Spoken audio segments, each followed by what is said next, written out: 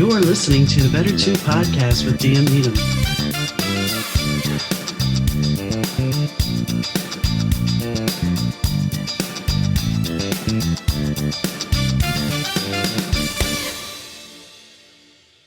Hi, gang. Donna here. Thanks for tuning into the Better 2 podcast. Today's guest is Sherry Diamond.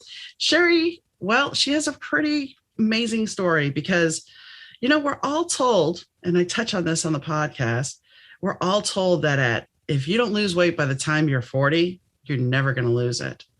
Well, she kind of proved them wrong, but it wasn't just because she wanted to look good that she did this. So we talk about weight loss, we talk about the universe and intuition, and we talk about a lot of things. So stay tuned. Hi, Sherry. How are you doing? I'm good. How are you? It's so nice to be here with you. Nice to be here. Nice to have you here. So you have a story about something that a lot of people can relate to. And I want to say, you know, the way you pitched it, you told me your age. And the one thing that I was preached to growing up was that you cannot lose weight after 50. And you obviously proved that wrong, but I don't want to get too ahead of the story. So you said that you went to your doctor for an annual checkup and they didn't give you the best news in the world. So tell us a little bit about what happened. So when I was 64, which was a few years ago, because this year I'm going to be in October, I'm going to be 69. And I went to the doctor. I've been going to her for years. I love her. And she said to me, listen, you're pre-diabetic. I'm like, what do you mean I'm pre-diabetic? And she said, yeah, you're pre-diabetic. And I would say at this point with your numbers, you have about a year to either start eating a little healthy and get your numbers down, or you will be on medication.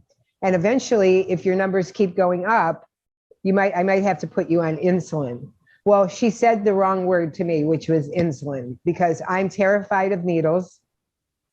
I watched my mother suffer with diabetes, and then she had other issues. And what I've noticed with people, even some of my friends, that once you get diabetes, if you don't reverse it, it leads into other diseases, and you just keep packing on the pills and the medications. So I said to her, well, that's not going to happen for me. So I went home and I started researching foods and what I should eat and inflammation. And just a side note, if I had to put all the money on the table right now that I've spent on diets and spending money on all kinds of lose weight products, I could take you and I on a trip around the world. I'm sure. So I said, okay, this is serious, and now I got to be serious. So I start researching food and inflammation and bacteria and all these things that I didn't know are in a lot of our foods, even our healthy foods. So I started eliminating a lot of things. And the next thing I know, I'm like losing weight. And a little disclaimer, I have Hashimoto's disease, which is a bad thyroid, right? So a bad thyroid isn't good on top of that. And I kept saying my whole life, well, it takes me longer to lose weight because I have a bad thyroid. That's a bunch of nonsense. Because in 18 months, I lost 103 pounds. Wow. And here I am at age almost 69, and I haven't gained a pound back. I fluctuate a pound or two, but that's just normal body water. Yeah. And so after that, what happened is people started saying to me, oh, you look amazing. You look amazing. And I kept saying, but you don't understand how I feel. But everybody's focused on how you look. And so I started thinking about all of this, like how I look and how I feel. And I realized when I look back in my life, part of the reason that I am more enthusiastic about how I feel is because I've been living my life really from the inside out, not the outside in. Excuse me. It's okay. Pardon me. Like most people, chasing the money and the dream and all the stuff. And that wasn't me. I wasn't chasing the stuff. I was chasing happiness, but I wasn't happy. And as soon as I lost weight and I started feeling good inside, I start telling people, you don't understand how good it feels. You have more energy. You have this, you have that. And then people said, but you make it look so easy. And so all this kept going through my head. And I thought, maybe I should teach this to other people. So I started writing my Balance for Life program. And I had been, working all the time. And then during the pandemic, I got laid off my job in like 2019 or 20. And that was it. I said, this is the jumping off point. The universe is giving me a sign. Do it. And so I did, and I never looked back. And here we are.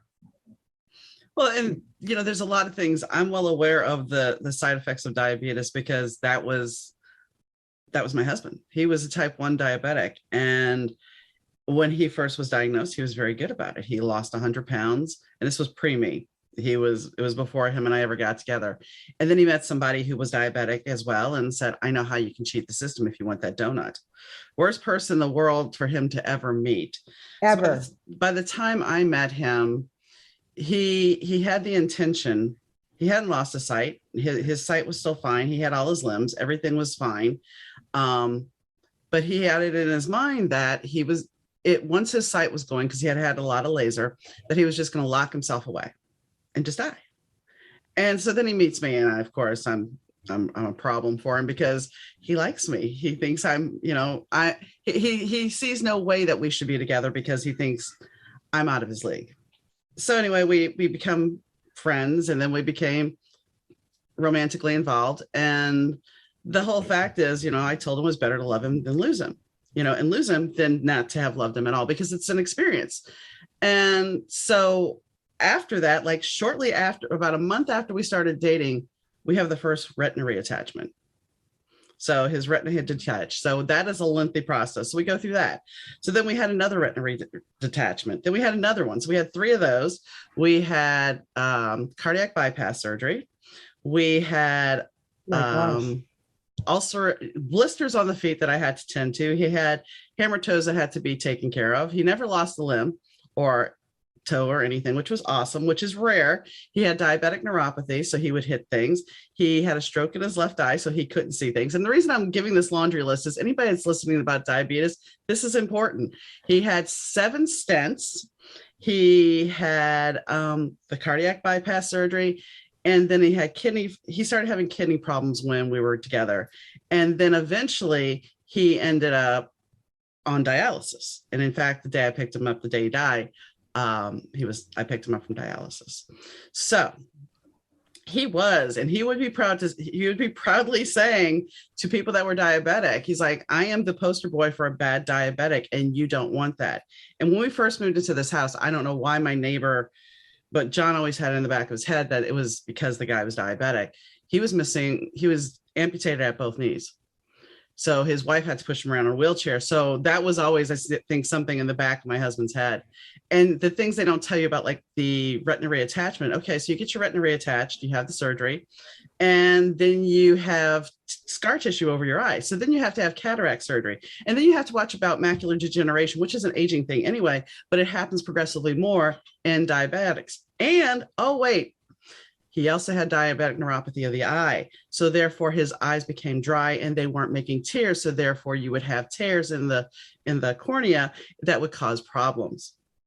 Wow. So yeah. So when somebody talks about the laundry list of complications, I've witnessed it. And and the thing is, and I've talked about this before, he was so, until a certain point when his senses started going, because as it got worse, as he got sicker, he couldn't do this.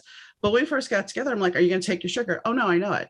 And I'm like, really? He's like, yeah. And he would sit there. Well, no. Wait, before you shake your head, he would go, it's 125. Okay.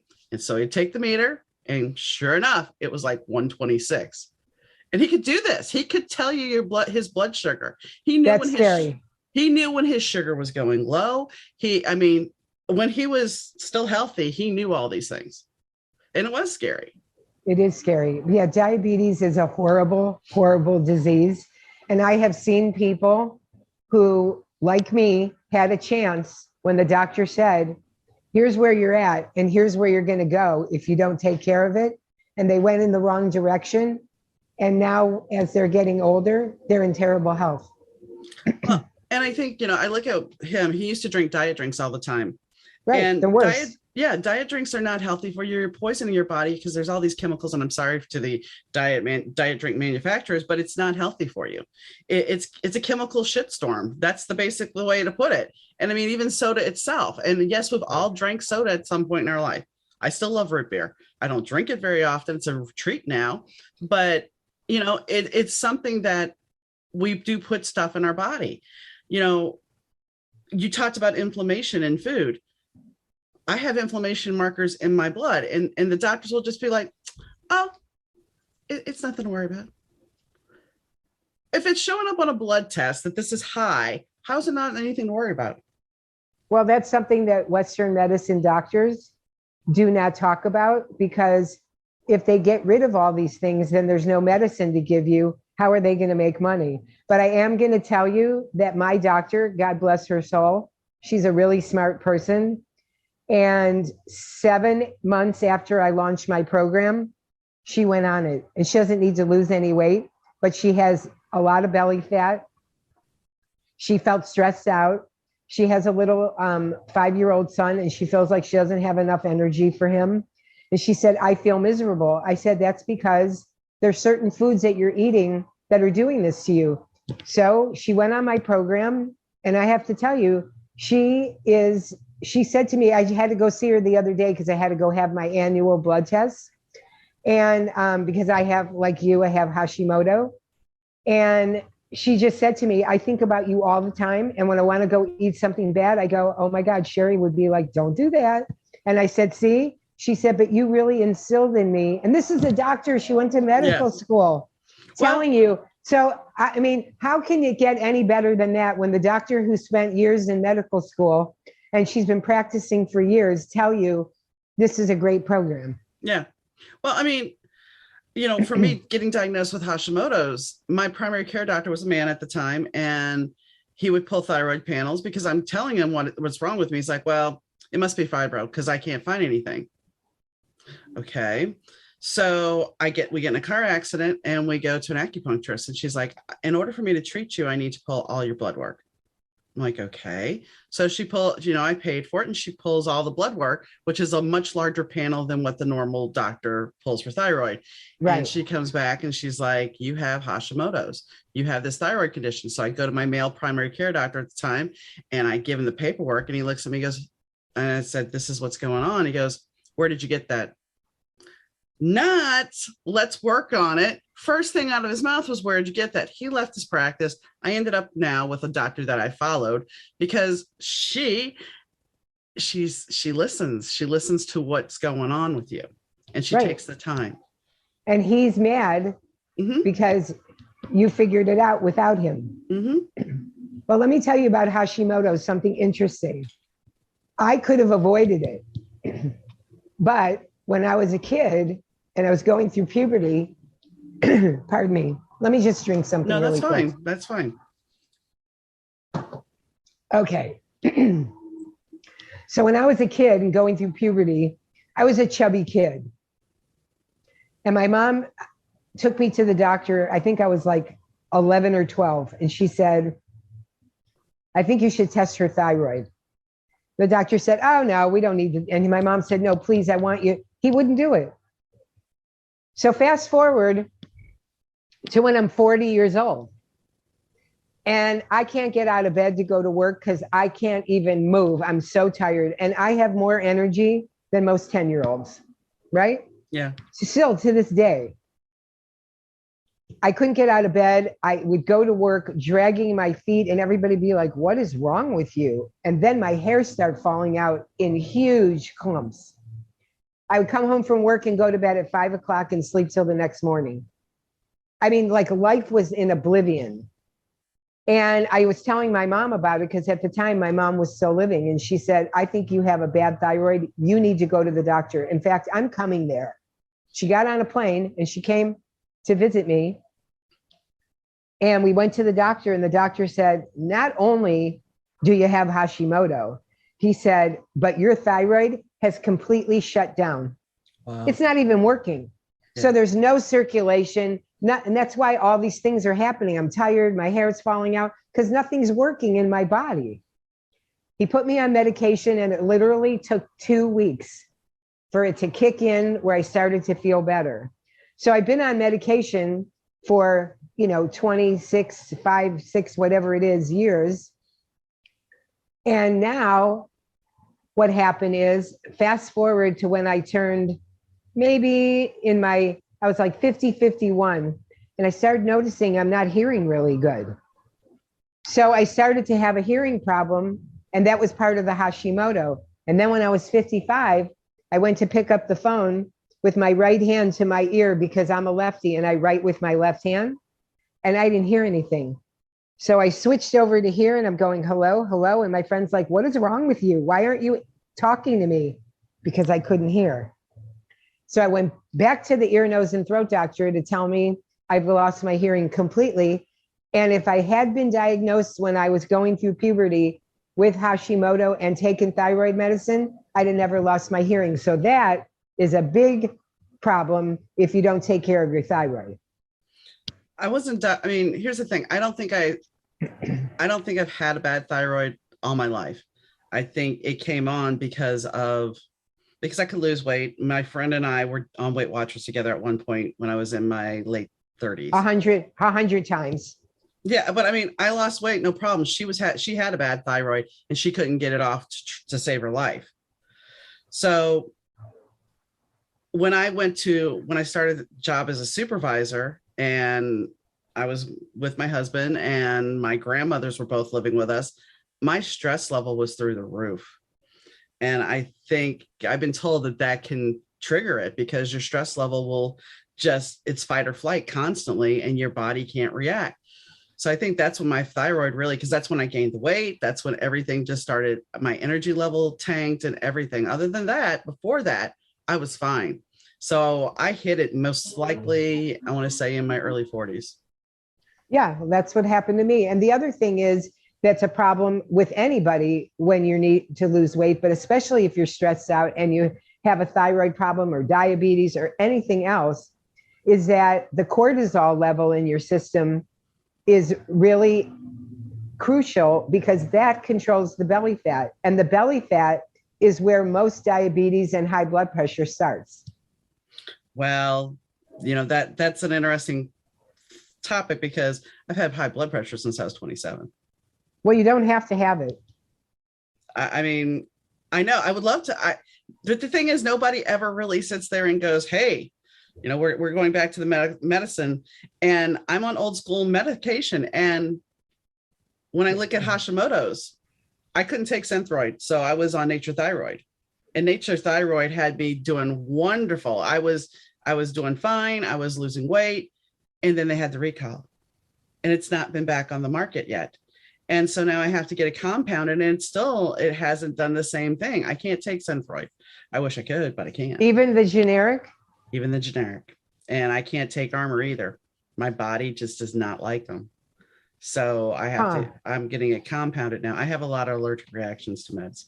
Well, I am going to say that for you, especially since that's a scenario that's not controllable, the part that you can control that will help you, because I've watched people in my course get off of medication and you can reverse it. I have people that have gotten off of acid reflux medicine because that's caused by inflammation, is the food. And I'm going to tell you, I say this all the time to people, not all foods are created equal. And just because it's keto friendly and it's low in calorie and it's low in sugar and all this other stuff, it does not mean it's good for you. It's not. Even fruits, everybody says, oh, like on Weight Watchers, just eat any fruit. It's a zero points food. It might be 0 points, but a lot of it is horrible for you. And people go, but I eat it every day. I'm like, so did I. And guess what? I was losing weight and walking around with a big fat belly, and I couldn't figure out why isn't my body's getting thin, but not the rest of me, because of the food. And as soon as I took care of it with the food, I've had a flat stomach for years. I can't even believe it. Sometimes I look in the mirror and I'm like, I can't even believe this.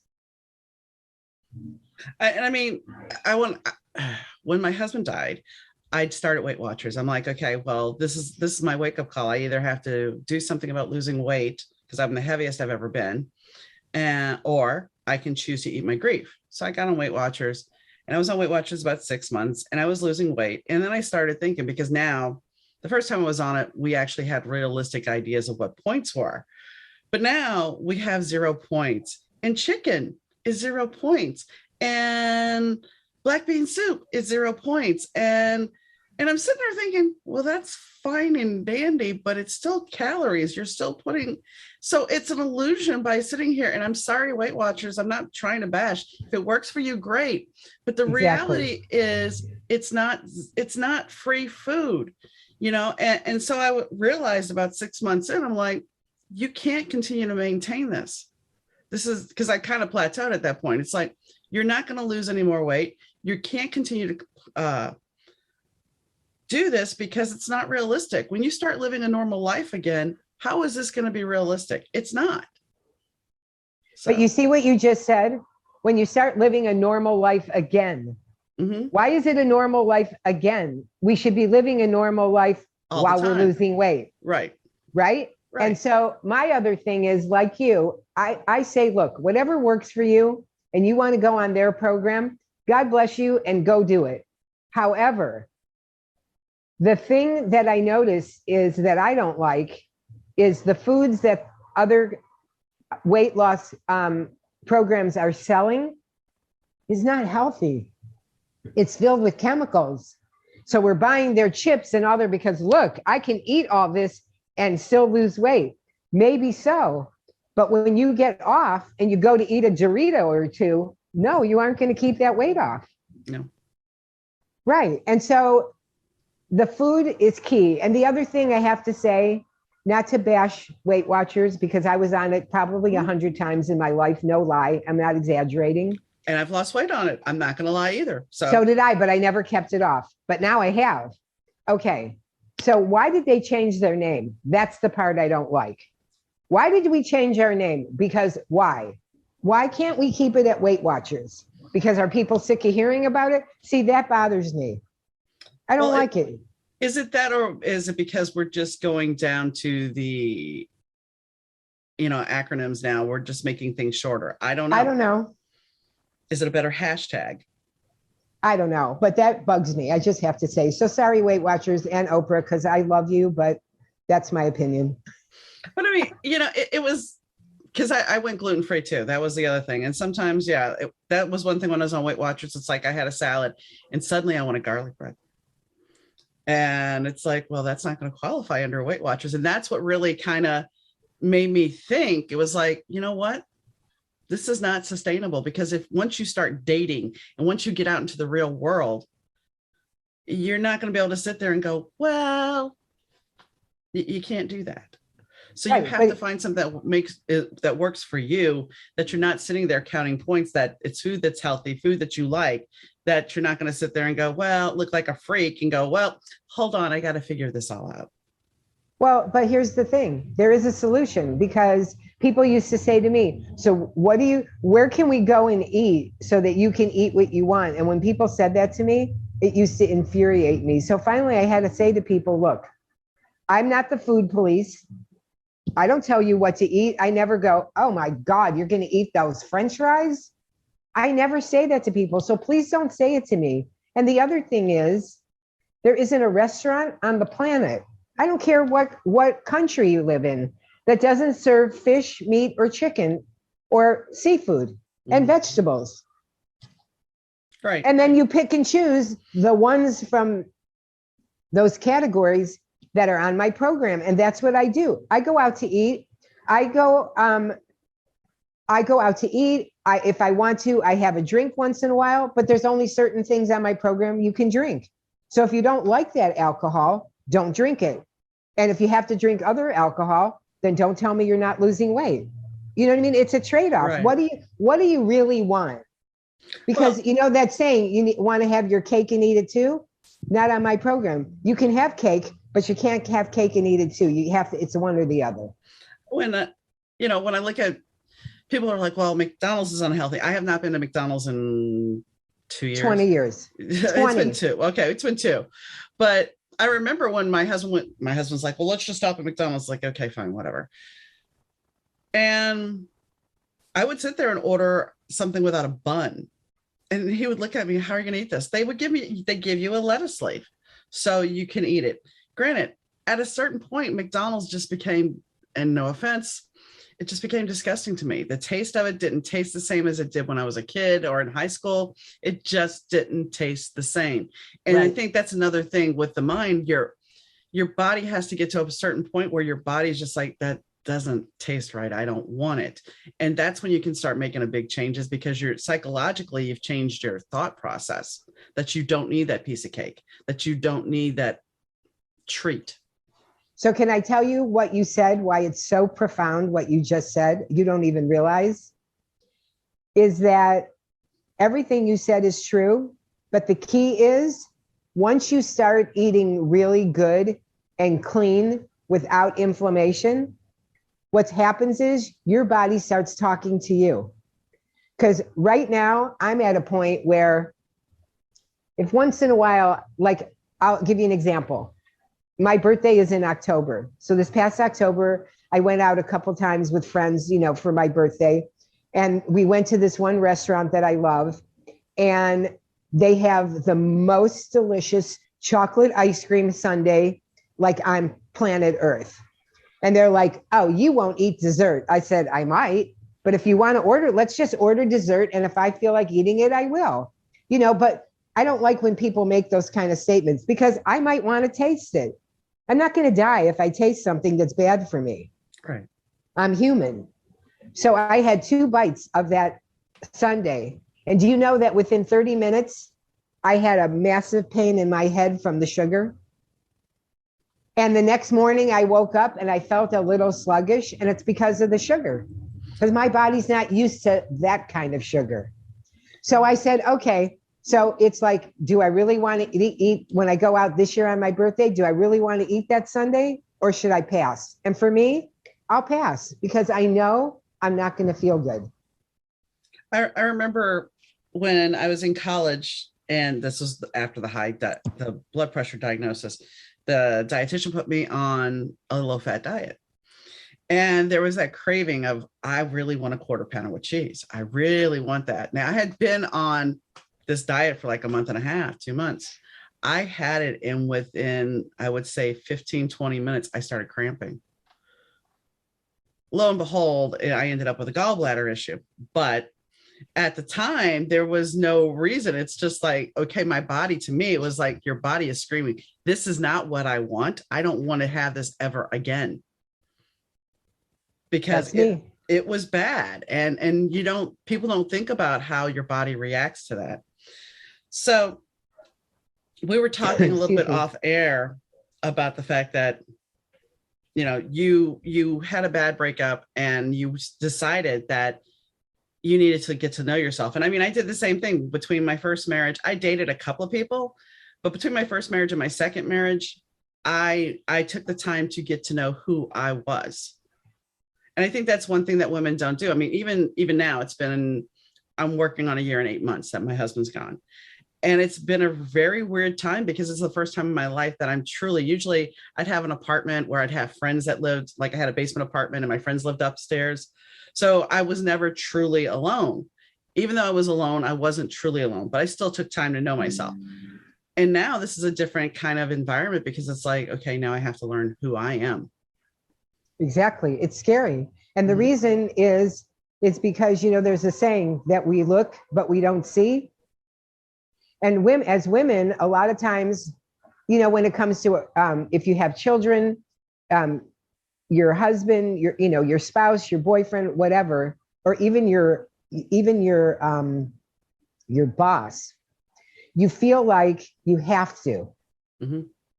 Well, we have to. We don't have to do anything. Nobody's putting a gun to our head. It's all us. And so what happened with me is this for me was, I can honestly say to you that now I completely understand how drug addicts and alcoholics feel when they hit rock bottom, because I did. Only it wasn't with anything except a relationship. And I said to myself, okay, why do I keep looking back and I keep meeting kind of the same kind of guy? Why? What is it about me? Why do I attract this kind of person? And a lot of the stuff was just about me. It's not that I didn't know me, but I was almost afraid of my own self. Like in the back of my head, I think that I was always wondering what were people going to think, when really it was like, I'll tell you what it was like. It was like having an angel and a devil all in one body. One of them's going, oh, just do it, it's fine. And the other one's going, but what are people going to think? What? And the other one's going, you never cared what people think, because I don't. Because my thing is, if I'm not hurting you, I haven't killed anybody, and I haven't stole anything from you or taken your firstborn kid, what am I doing wrong? Nothing. It's because other people decided. Right. And so I had to spend time alone. Guys would ask me out and I tell them, look, I'm sure you're a really nice guy, but I'm going through a bad time in my life and I don't want to be nice to any man. I don't want to be mean to you, but I don't want to go out with you and play the game and let you take me to dinner, because I don't need them to pay for my dinner. And I didn't want to fill that void. I needed to find out, why do I keep picking the same kind of guy? So I literally spent 12 years by myself, figuring it out, getting stronger, making decisions that I didn't care what anybody thought. And the other thing that I realized that I need to do is I needed to stop telling people about everything that I was gonna do, because now they're all looking and watching to see if you succeeded. And the only person that I really need to be accountable to is myself. But the other thing that I found out, and I teach this in my program, is we all have, I'll just segue for a second. In my program, you can sign up for 6 weeks or 12 weeks. And everything is tailored to the person. But there are 2 weeks of the program. It doesn't matter who you are. I teach to everybody because everybody needs to hear it. And one of the things I teach everybody, and I had to teach myself first, is we have to break up with our imaginary friends, yeah, but and no, but. Yeah, but I got to wait till the kids graduate. No, but I got to take care of my parents. Yeah, but my boss said blah, blah, blah. No. And as soon as you let those people out of your life and you just talk to yourself and are accountable to you, everything changes. And that's the part that's hard to do, because it's fear. And the other thing is that when you change, the people around you that don't like that you're changing, because now you're looking at them, they see something in themselves. They don't want you to change and they try to stop you. And that was my biggest problem. And it's true. I look at one thing I was going to say, I'll do it. That was my husband would sat there and said, well, once my parents are gone, I want to move out of Illinois. Okay. Well, his parents went, and guess what? He died in Illinois. He used to admire the fact that I had moved so many places. And the one thing I always say, though, is, yeah, I moved so many places. It was great. It was awesome. But I also took myself with me. And if you haven't healed past trauma or anything else, you're still taking yourself with you. Exactly. So, and I think, talking about exactly what you're talking about, we get stuck in those old paradigms of, well, the teacher said this, the mom said this, the father said this, the kid said this. And when you think about it, if you look at yourself as a whole, it's like somebody is kinking out these little pieces of your ego, your self-esteem out. So you're getting, or they're strapping you down. So you have to break free of this. And that's why I was alone for 12 years, because that's what I was doing. I was letting other people take the things about me that I loved and like disposing of it. There's a tarot card called the Eight of Swords, and one of my decks is the Revelations deck. She is sitting there and she's got her hands bound, she's on her knees, and she's got a blindfold on, and there's these ropes all around her, and they're all pulled out with the swords. They're all staked down. And I think we give too much to, we're especially as women, we are expected to have certain roles. We're expected to people please. your generation, my generation, we were taught that you have to acquiesce, you have to people please, you have to have the guy like you have to be this way, you have to look this way. My grandmother would never leave the house without her lipstick. She didn't have another stitch of makeup on, but she had to have her lipstick on. That was my mom. That was ingrained in her. So it's, and I don't fault her for that. She'd freak out because my school shirt wasn't ironed, and I'm like, get over it. I mean, if it wasn't tucked in properly, here I am, not outside. We're getting ready to hit the door. She's lifting up my school skirt to pull my shirt down. And I'm a freshman in high school, like going, I don't really care. Right. But once again, it's her expectation of how I should look. And at that point, I'm like, I don't care. But as you grow older, those little expectations that people put in your head, you start to hear. You start to have that inner thought process of, well, should I be doing this? Should I be looking like this? Should I be dressing like this? Should I be saying this? You know, how many times do you have a conversation because you had a conversation with somebody that comes and blows back up in your face. So then you're gun shy later on when you have a conversation that seems amazing with somebody. And then you go, well, wait, do I have to call them because I shouldn't have said that? And maybe, but that's because of your past. You have to be able to let go of the past and the expectations of others. Right. And I call it all the noise. It's the noise that we grew up with. And I say this all the time, and I tell my clients this all the time.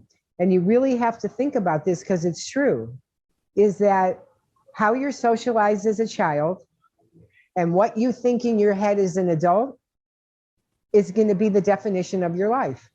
Because we're all taught whatever we're taught. That's why when you go to meet people or have relationships with men and women as a couple, what happens is you're meeting somebody who's heard the stories that their family has told them about what's correct.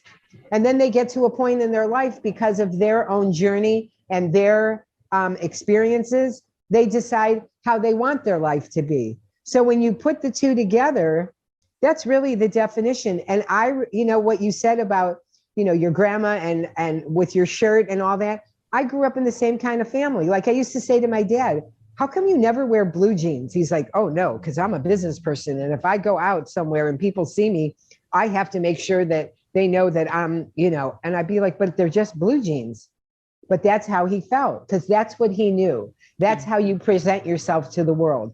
So as a result, and the way my mom was meticulous about her clothes. To this day, I have to look and feel myself or I can't wear certain things. Like we were laughing before we started the podcast that we're wearing the same color shirt. Do you know that I put on 2 different shirts to decide what to wear? And this was the one that felt the best. And you see, here we are. Yeah, I just went over to my clothes and was like, oh, I'm wearing this today. Yeah, I was in this mood today and I thought, oh, it looks good with this necklace. I think I'll wear it. It's so funny. It is. But, small world, like minds think. It's like, no, there was no memo. There was no, No, but you see, but you want to you want to know what's nice about it for me? Like, it makes me happy is that there's a vibe that we have because we have a lot of things in common. Mm-hmm. And I think that's the reason that we did it, which that says a lot. That speaks to our conversation and getting together, because I'm a big believer that the universe takes care of everything. Agreed. And on that note, we're going to take a break for our sponsor, and then we'll come back and talk about the universe a little bit more. This episode of the Better 2 podcast is brought to you by Kitty Mystic and DM Needham, author of My Days with the Dark Muse, as well as Love is Worth Waiting For. When I discovered Buzzsprout, I was about 30 or 40 episodes already in, and I thought, I really think they have a lot of opportunities here and a lot of options for me to explore, but it's going to be a lot of work to move the podcast. Wrong. It was so simple. It was a click of the button and everything transferred over seamlessly. And bonus, I got a website out of it, a website that has all my social media links for the podcast, and everything in there is central in one place. What could be more convenient? I mean, honestly. Then, besides that, a couple of clicks of buttons and I'm on every major platform. It was simple. And you want to build your audience. You want to be on every platform you can. And also the other thing was analytics. The analytics were top of the line. So If you have a podcast already and you want to move it, I would highly recommend doing it with Buzzsprout. And if you're new to the podcasting business, Buzzsprout is the way to go. And right now, if you follow the link in the show notes and tell Buzzsprout we sent you, it'll get you a $20 gift card if you sign up for a paid plan, which helps support our show, and we would greatly appreciate it. The only thing is, remember, before you freak out if you don't get it after you get one paid month, it takes two before you get that Amazon gift card. So check Buzzsprout out. I'm sure you would be happy, and let's create something together and come over to Buzzsprout. All right, so we're back. So yeah, the universe, the intuition, I totally believe that the universe provides us with who we need in our life. And there's really no chance encounters. And my husband and I are living proof, because I had gone to readers before and I was told he was coming into my life, except I was looking at somebody else. So finally, I was taking an intuition class, and the teacher pushed me to go take her astrology class. And I'm thinking, she just wants some extra cash. She's like, no, there's somebody you have to meet. And I was friends with the teacher, so it wasn't any big deal. So I took the class, and it turns out that there was a girl there. And this girl was the ex-girlfriend and still friend of my would-be husband. So once I meet my husband, I had to go pick him up from work. And it turns out that 97 we worked right down the street from each other and didn't even know it. And we had so much in common that, places we worked, even though I was in Shreveport at the time and he was up here, we worked at Chuck E. Cheese and Kmart together. So we both knew that mentality of what it was like. My old landlord was his boss at one point. I mean, it was just weird. So I wholeheartedly believe that the universe puts you where you need to be. There was once somebody I admired, so a musician, and my friend and I were going to their concert, and we were staying at the same hotel. And she jokingly said, "What would you do if he was in the elevator?" I'm like, "Oh, he's not going to be in the elevator." Elevator doors open, and there he is. So No. yeah, oh yeah. That's crazy. It was totally crazy. And of course, the elevator had to stop on every floor. And I ended up having to stand next to him and have him look down at me. That was just lovely. Yeah. So yeah, I agree with you, because I've had two psychics in my life tell me about things that were going to happen that did. And the third one, well, actually the first one and the third psychic I ever went to in my life told me that I should think about doing it for a living, because I have great intuition and I can think about something and the next day it happens. Mm-hmm. Or I have an intuition about somebody and I call and go, "Hey, is everything okay?" And they go, "Oh, did you know that?" But because it's just a thing. Yeah. And I've been like this since I'm a kid. Mm-hmm. And when I was a kid, they used to say, "Oh, she has such a great imagination." And I used to think, "You guys are so stupid. This isn't imagination. I know what's going on." But you can't tell that to people because they look at you like you have four heads. Go ahead. So I stopped doing it. And now I just, I understand manifestation and all of that stuff. But what I was going to tell you about the universe is, I know for sure, and I finally realized it about 8 or 10 years ago, that for sure, God and the universe sent me to the correct family to grow up in, for sure. And that everything I was supposed to have in my life or not, either I got it or I didn't, because I was supposed to have it or not. And it continues to happen. And as I get, I don't want to say powerful, but I feel more, I can't say comfortable even in my own skin, because I'm very comfortable in my own skin. But I guess as I get older, there's an ease about me that gets easier and easier, where things don't even matter that you used to care about 20 years ago. Mm-hmm. There's such a peacefulness about that. But the only way you can get there is really, you have to, what you said earlier, we have to look at ourselves. Because if we don't look, all we keep doing is we keep carrying around the same baggage all the time. And then you get to a point where your life is never going to change because the story doesn't change. Right. I mean, that's the thing. It's like, my husband used to tell me, "You need to write your life story." And I'm like, whatever, nobody's going to find me that interesting. And the funny thing is, in the last 6 months, I've had 3 people tell me, "You need to write your life story." And it's just like, so I will, but it's just, for you and for me, your life is your life. You don't look at it as anything amazing because it's your life. You grew up with it. Doesn't matter the trauma you went through or whatever. You don't see it as anything but normal because everybody else has their life. But when somebody has a quote unquote close to normal life and they hear about somebody that has trauma, they're like, well, how did you survive? It was life. You just navigate it. You just moved through it. You lived it. The person who is homeless, they learned how to navigate that as a kid. They learned how to go through the channels. The person who has a divorced family, I mean, because my parents they split in 77. So it wasn't kosher yet to have the divorced family. That was something new. And yeah, it's like, oh, we're going to have father-daughter dance. Okay, well, maybe dad will show up, maybe he won't. There was all these things that I was looked at weird because, well, your parents are split. Okay.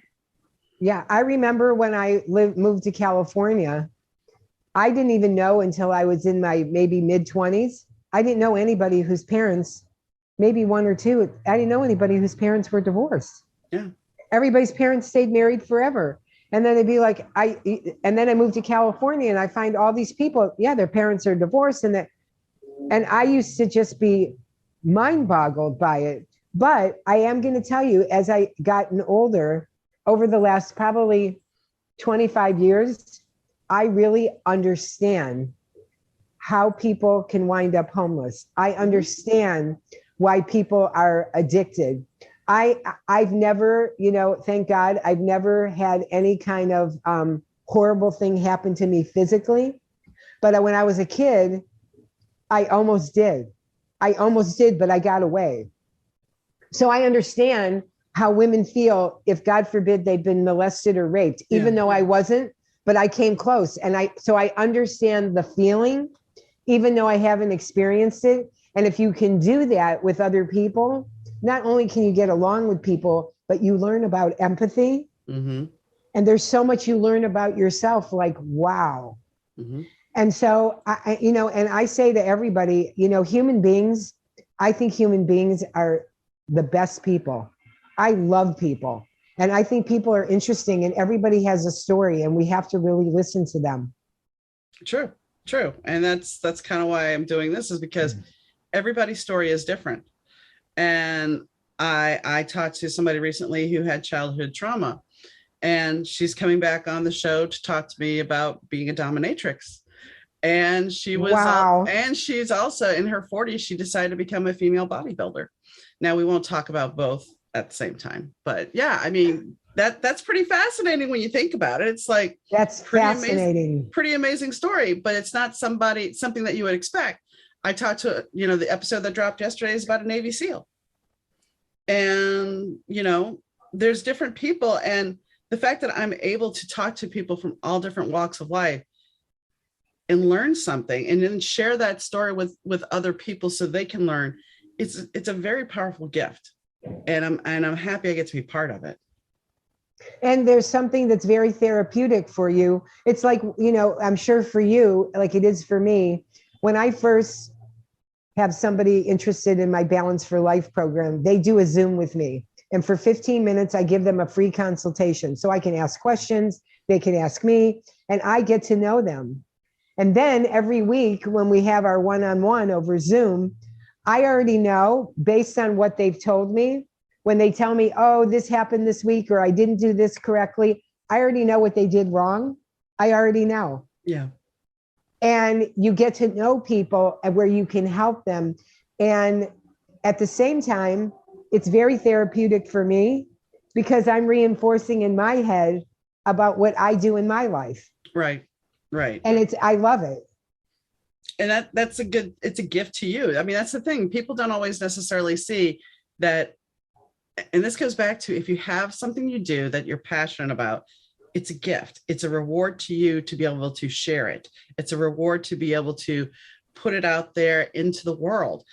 Right. And if it's a soul-sucking job that you're going to each week, and I mean, I know sometimes we have to, but it can cause you to be toxic. It can cause your heart to be toxic. It can take you down. Exactly. You know, it's funny when you said about sharing. That's one of the reasons when I chose my Instagram handle, I chose Share the Gift with SHER, like the first letters of my name, because that's really what I want to do with people. I want to share with people, but I want other people to learn how to share their gifts, because we all have one, but not everybody knows what it is. Well, and going back to the universe, it's like we all have intuition, but we are all taught, back to your imaginary friend story, we are all taught that this is crazy. You can't know this. I had one friend whose parents took her to have an exorcism because they thought she was possessed. So they took her and had her exorcised as a 5-year-old. No. Yes. Okay, that's insane. These people need to go see somebody. It is insane. And then I have another friend who actually, she's been on the podcast 3 times now, but she talks about how her family she woke up, I think she was 5 or 6, and there was a guy at the foot of her bed who was oozing water out of his mouth. Well, it turns out that there was a boat accident like way, way long ago.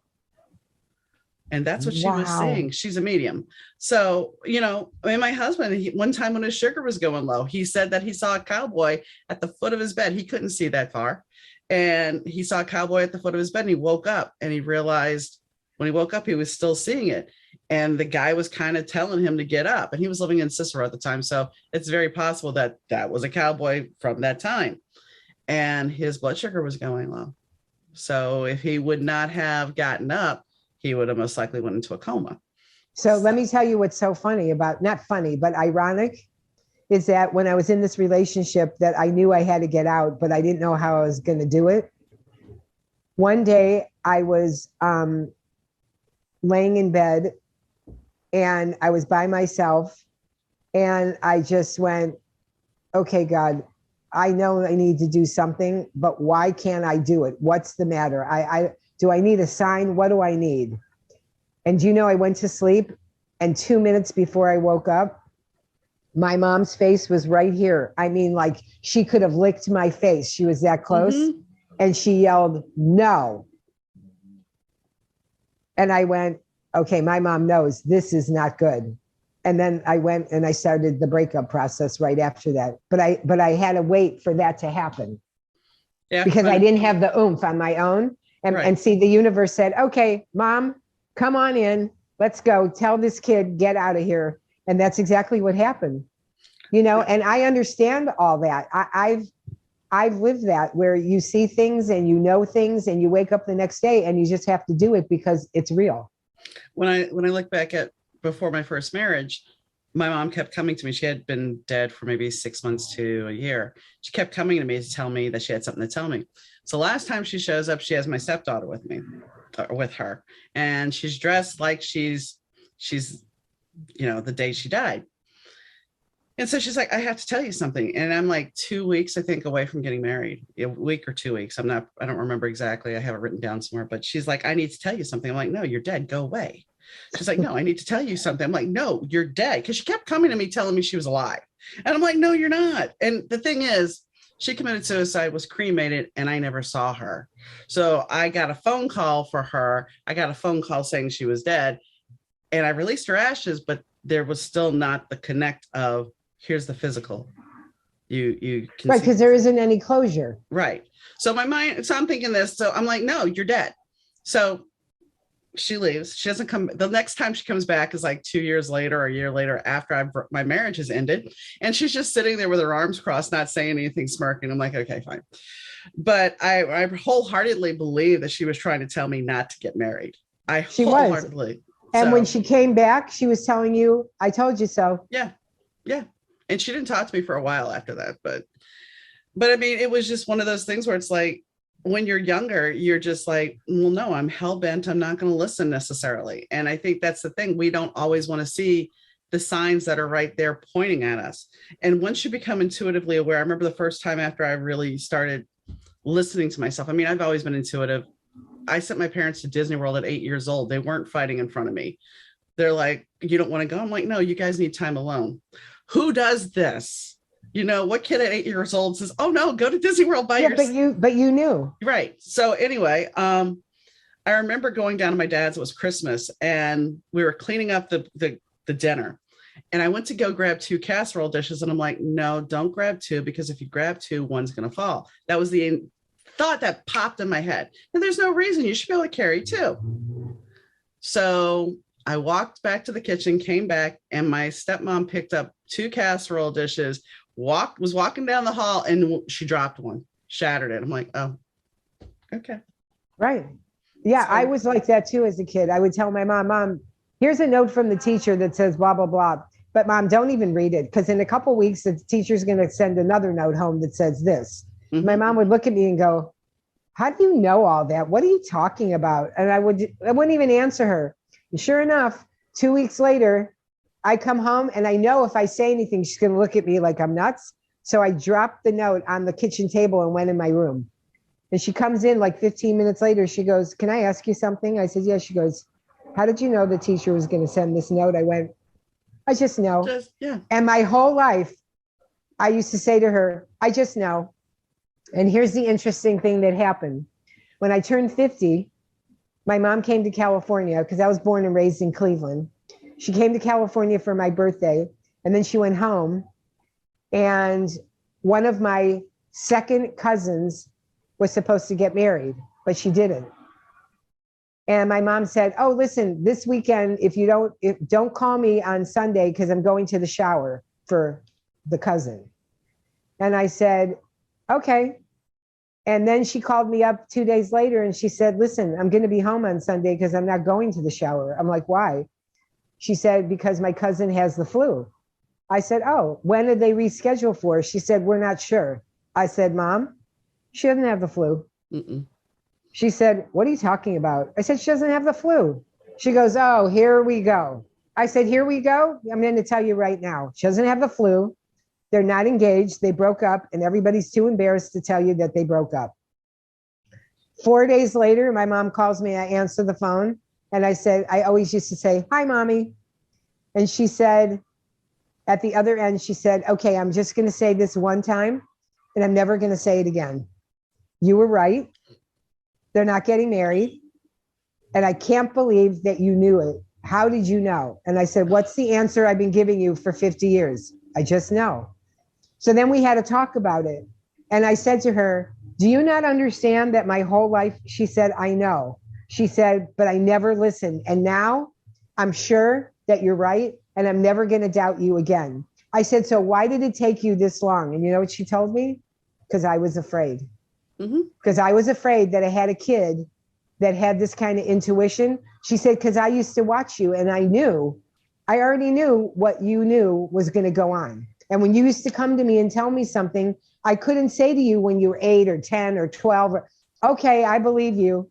She said, I couldn't do it, but now I believe you. And that was it. And then unfortunately, I think it was 2 years or 3 years after that, she passed away. But the good news is that when she passed, I felt relieved that she actually knew that about me and she admitted it. Yeah. I mean, that's got to be a blessing. When my husband would always say, how do you know? And I think that has a little bit to do with the fact that one of the first times we got together, I read his cards and I told him some blonde was going to come in and turn his world completely upside down.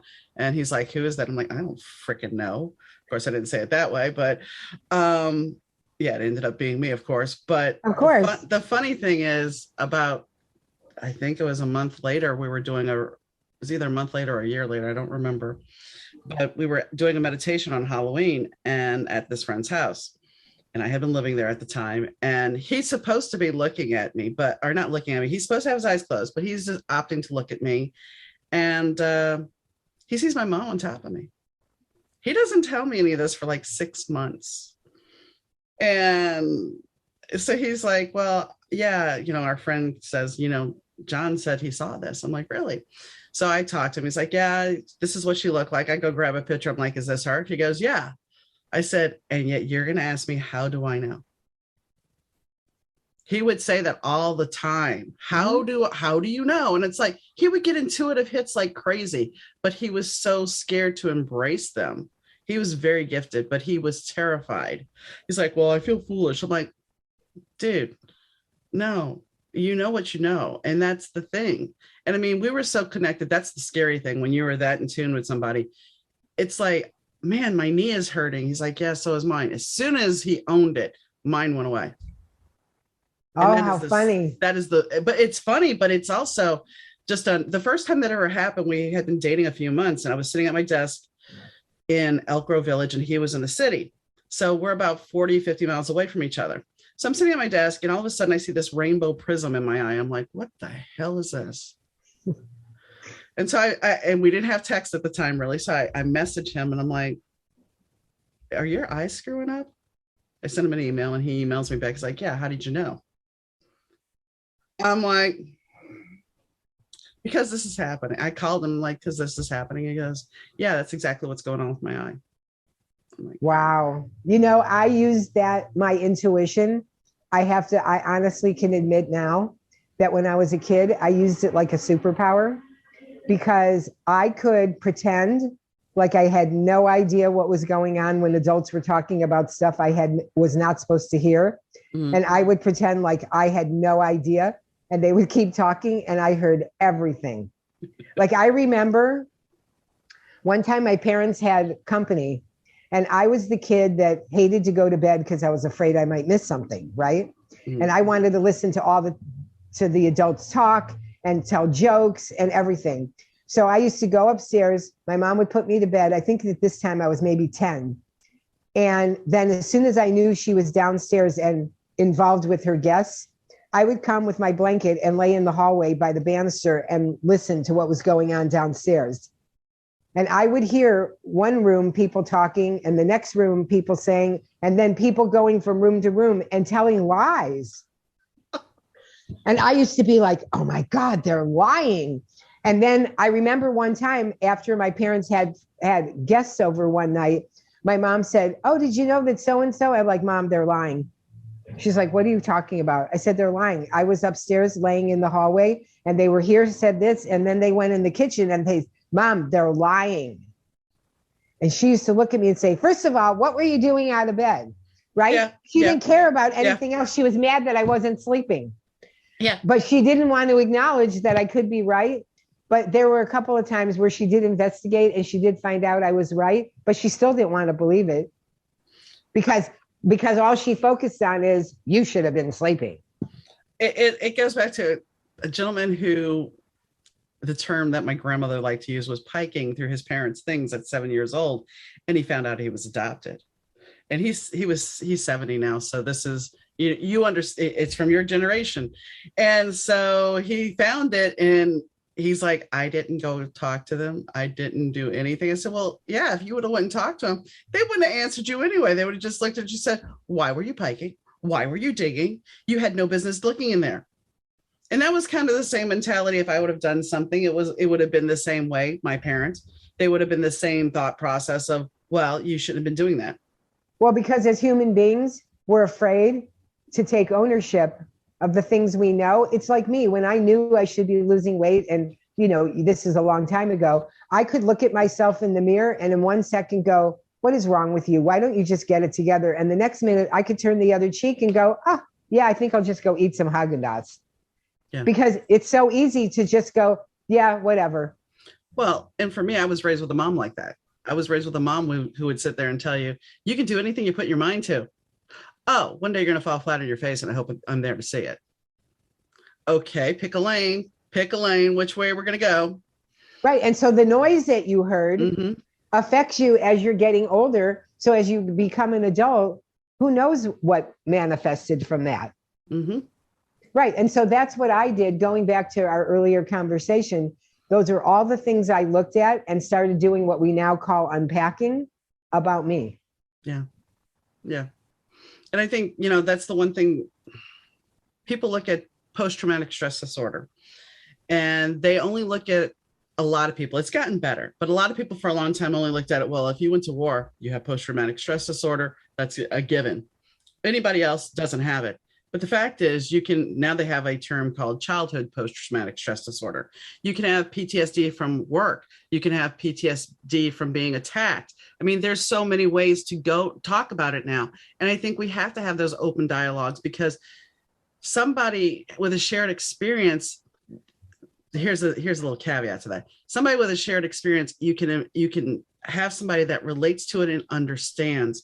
However, I do find it kind of a slippery slope when you join a group, because sometimes instead of moving past the trauma in a group that we're supposed to get support from, and I'm talking online, I'm not talking in person, that we end up just compounding that because everybody starts to want to wallow. And that's a very slippery slope. And it's not that I'm knocking groups, because I think groups can be a very helpful tool to help people, but you have to be willing to work past that and not get stuck in, oh, well, this is my life and this is poor me. Exactly. And that's what happens. You know, we were talking earlier about diabetes and medications, et cetera.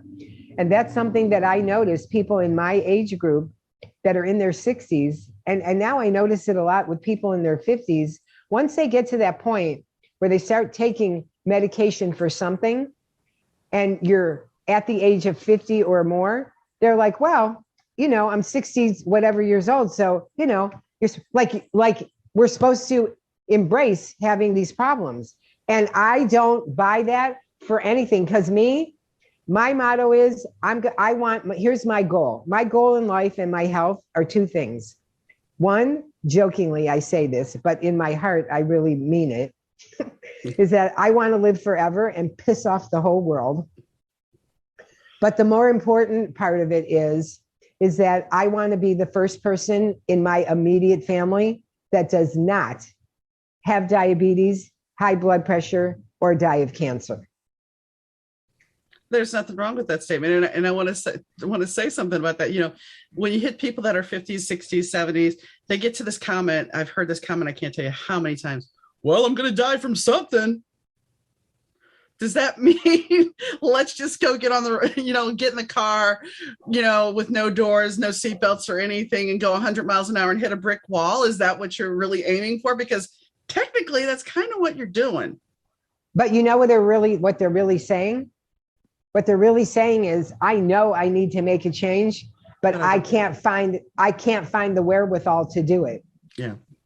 But again, people are hesitant to reach out, because even with me, I have people that say to me, oh my gosh, I need to have a consultation with you.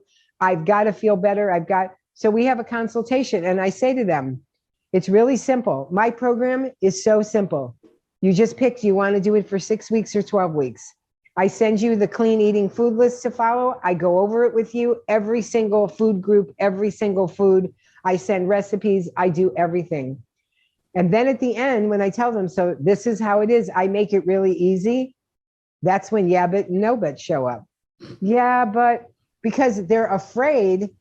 They're afraid. Why are they afraid? They're afraid they might change. What are other people going to think? What's my husband? Oh, hold on a second. I think my battery is dying. Hold on. Oh, no. I'm so sorry. That's okay.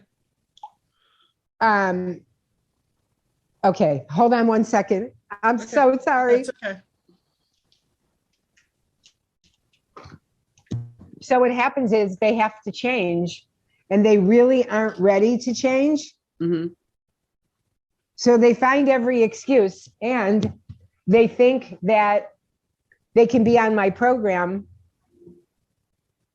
and not have to do the work. So what I do for those people is I've made it easy for them. I'm like, okay, you don't want to be accountable every week with me? Then be accountable to yourself, and you can buy my clean eating food list for $9.95. Here's the list. Go eat all the food on your own. And if you don't want to be accountable, great. And you know what happens? After a week or two, they call me and they go, yeah, I can't do this on my own. I need your help. So I offer them, they can one-off. You can have a session and not have another session till you need me. And we do it that way. But I still make it, it's not like it has to be my way or you can't get healthy. No, I'm going to work with you to make it good for you. Because see, I did the work. I know what the outcome is. If you don't want to do it, I'll give you all the tools I possibly can, but then again, and then it's up to you. Well, and that's the thing. It's like with dieting, with eating, with health, you have to be willing to commit. And that's the one thing that we have so many distractions nowadays that people aren't necessarily willing to commit. They're looking for a fast fix.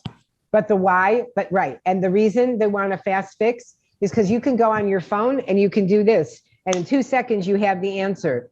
But it isn't that way with our health. No. With our health, you have to make an effort. Mm-hmm. And nobody knows that better than me, because I can't believe I waited till I was 64 years old. When if I would have just listened when I was 24, when people say to me, if you just eat in moderation, do you know that even if I ate in moderation when I was younger, I wouldn't have been pre-diabetic when I was 64. But I wasn't ready to listen. You know what I mean? I would hear everything, but I didn't listen. Yeah. Or you listen and you don't hear. It's one or the other. But then I had to have something shake me up to listen. And I tell people, look, if you're 40 or 50 or even 30, and you take high blood pressure medicine, you can get rid of it. I can show you how to get off of it, because once you get older, the longer you take it, it's just going to keep wreaking havoc on your body. That's going to start turning into other things. And I am going to say that my experience is 80% of the people I know that started out with high blood pressure at some point in their life, if they've been on it 10 years or more, wind up when they get older getting diabetes. Okay. Because the two are caused by inflammation. And inflammation and cortisol are horrible. Yeah. Yeah, they are. So on that note, I'm going to put a bow on it. Is there anything you want to add? No, I just want to say this has been a great discussion. I've had so much fun with you. And, anybody that wants to reach out to me and has any questions or do anything, they can just send me an email at sharethegift@gmail.com. Okay. Thank you, Sherry, for coming on. Okay. Thank you. Have a beautiful weekend. You too. I hope you guys enjoyed the episode. Sherry, she's definitely a powerhouse, and Sherry and I are most likely going to be working together in the not too distant future. So that'll be kind of cool. I think if you are interested in trying to get inflammation off your body, what she says is true about inflammation. Inflammation can be deadly. It can cause numerous health issues. And it's something that, even myself, I have to work on, because inflammation makes you tired, makes your body hurt, makes your joints hurt, all those things. And nobody likes feeling like that. We don't have to feel old. We can be mobile. We can live our life. We can get off medication in some cases, not all cases, but in some cases we can turn things around. A lot of times if you've ever been to a gastric bypass surgery symposium, they'll tell you that if you lose weight, you can get off certain medications. So that is coming from a medical profession. That's not just something willy-nilly. So if you want to lose weight, reach out to Sherry. She has that program, and it's a life program. It's not something that's just going to be a quick fix Band-Aid thing. It's to make life changes. And, I hope you enjoyed the show. I hope you enjoyed the talk about the universe and all things intuitive. I always like talking about that stuff. Anyway, if you want to check out the podcast and you missed an episode, you can find all the episodes at www.better2podcast.com. If you want to leave me a question, comment, or concern, or, just say hi or say that the podcast is wonderful, you can do so at Donna, DAUNA, at better2podcast.com. That's Donna at better2podcast.com. As far as our social media links, well, you can find them on our podcast site. So I hope you have a wonderful day, weekend, night, evening, whenever you're listening. And I hope you stay tuned for the next episode. So catch you next time, guys. Bye.